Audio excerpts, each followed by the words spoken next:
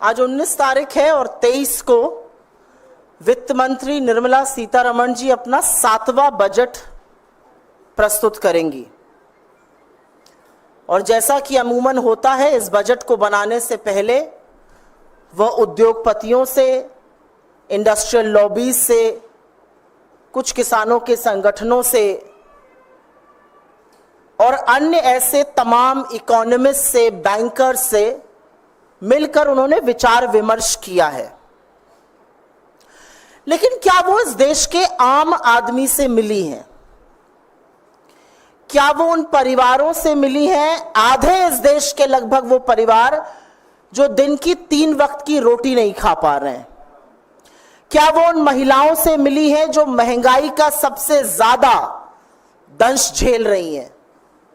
क्या वो उन किसानों से मिली हैं जो अपनी उपज का सही दाम मिल जाए इसके लिए संघर्षरत हैं? क्या वो इन युवाओं से मिली हैं जो बेरोजगारी का दर्द झेल रहे हैं, जो पेपर लीक होने पर प्रताड़ित हो रहे हैं? सवाल और लब्बो लबाव एक है कि क्या वो असल हिंदुस्तान से मिली हैं? और यह स्पष्ट है कि वो उनसे नहीं मिली हैं। मार्च 2024 उत्तर प्रदेश के झांसी के रहने वाले किसान पुष्पेंद्र, छोटा सा उनका खेत था जो अमूमन किसानों का होता है, वहां पर मटर और गेहूं लगाते थे। हर किसान की तरह लगातार वो भी नुकसान झेल रहे थे और हर किसान की तरह उनकी आमदनी घट रही थी, उनका खर्चा बढ़ रहा था क्योंकि खेती के उपक्रम पर जीएसटी है, डीजल महंगा है, खाद महंगी है, कीटनाशक महंगा है। तो उनके ऊपर करीब 1,04,000 का लोन हो गया। वो ये ऋण चुका नहीं पाए और उन्होंने अंत में थक हार कर आर्थिक तंगी के चलते आत्महत्या कर ली। फसल बर्बाद हो गई, मौसम खराब हुआ, ऋण बहुत था सर पे 1,04,000 का। वो पूंजीपति तो थे नहीं जिनका 16 लाख करोड़ माफ हो जाता, तो उन्होंने थक हार करके आत्महत्या कर ली। लेकिन इनके बारे में शायद वित्त मंत्री को, इनके बारे में शायद मोदी जी को, इनके बारे में सरकार को शायद पता ही नहीं है, तो बजट इनके लिए बनेगा ही नहीं। इस देश के 48% परिवार कहीं ना कहीं आर्थिक तंगी का सामना कर रहे हैं। ये मेरे आंकड़े नहीं है, ये लोकल सर्कल्स का आंकड़ा है, व्यापक सर्वे उन्होंने किया है। आय पहले की अपेक्षा में कम हुई है, लोग बचत का सहारा, जो पहले की बचत थी उसका सहारा लेके जीवन यापन कर रहे हैं, खर्च कम होने का नाम नहीं ले रहा और आज देश की हालत आमदनी 98 और खर्चा रुपया हो गया है। रोटी महंगी है, कपड़ा महंगा है, शिक्षा महंगी है, बिजली महंगी है, ट्रांसपोर्ट महंगा है, ये खर्च बढ़ते चले जा रहे हैं और विवश है परिवार अपनी भविष्य की जमा पूंजी को खर्चने के लिए।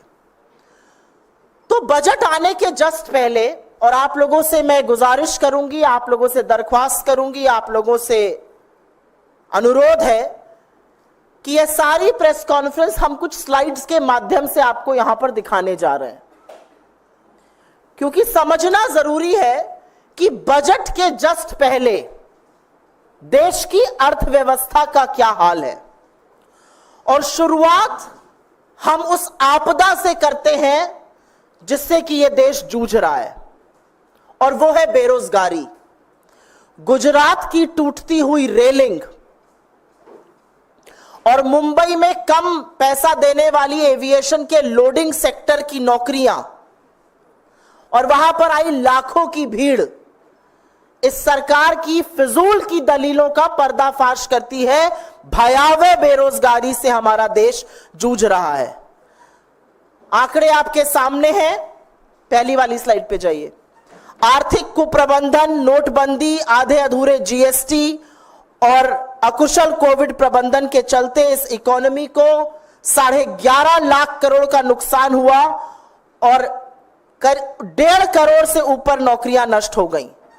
मोदी जी के कार्यकाल में यह स्लाइड जरूर देखिएगा, करीब करीब 3 लाख केंद्रीय पीएसयूज की सरकारी नौकरियां नष्ट हुई हैं जो संविदा पर काम करते थे। अगली स्लाइड प्लीज। जो संविदा पर काम करते थे उनकी संख्या 2013 में 19% थी, वो 2022 में जो लास्ट ऑफिशियल आंकड़ा है बढ़ के 43% हो गई। ये आपदा है हमारे वक्त की, लेकिन अब मोदी जी इतनी लंबी फेंक रहे हैं कि आप लपेट ही नहीं सकते हैं।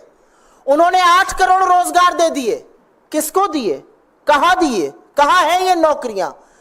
क्यों इतना छुपाकर, क्यों इतना ढककर दी गई, किसी को पता ही ना चला, ना नौकरी करने वाले को पता चल रहा है, ना देने वाले को पता चल रहा है। इस देश में एक और बहुत बड़ी आपदा है और वो है आर्थिक असमानता। आज हमारे देश में आर्थिक असमानता की जो दर है वो ब्रिटिश राज, ब्रिटिश हुकूमत के वक्त से भी बदतर है। इस देश की 1% आबादी, और अगर आप उस ग्राफ को ध्यान से देखिएगा, जो लास्ट वाला ग्राफ है, वो 1% आबादी का इस देश की वेल्थ, 40% वेल्थ पर आधिपत्य है। और इस देश की आधी आबादी की वेल्थ भी आप क्लियरली देख रहे हैं, जो पहला ग्राफ है। इतना अंतर है, इतनी बड़ी खाई है, इतनी बड़ी आर्थिक असमानता है। इस देश का अमीर और अमीर हो रहा है, इस देश का गरीब और गरीब हो रहा है। क्या बजट इस खाई को पाटने के लिए कुछ करेगा? अगली मार, और ये मार आप चाहे अमीर हो, चाहे गरीब हो, चाहे मध्यम वर्ग के हो, चाहे काम करते हो या ना करते हो, इसका दंश हम सब झेल रहे हैं, और वो है महंगाई। और मैंने बार बार इस मंच से कहा है, महंगाई के ग्राफ पे जाइए, मैंने बार बार इस मंच से कहा है कि सखी सैया तो नईखे कमात है, महंगाई डायन खाए जात है।